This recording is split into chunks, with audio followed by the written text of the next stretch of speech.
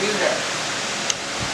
At may kakulangan din sa mental health services. Sa maraming komunidad, kailangan bumiyahe ng ilang oras bago makarating sa pinakamalapit na ospital. Isang seryosong banta sa buhay kapag may emergency. Ano ang epekto nito sa mamamayan? Una, paglalaan ng karamdaman dahil sa late treatment. Hindi na agaran na bibigyan ng solusyon yung problema o yung karamdaman ng mga mamamayang Pilipino.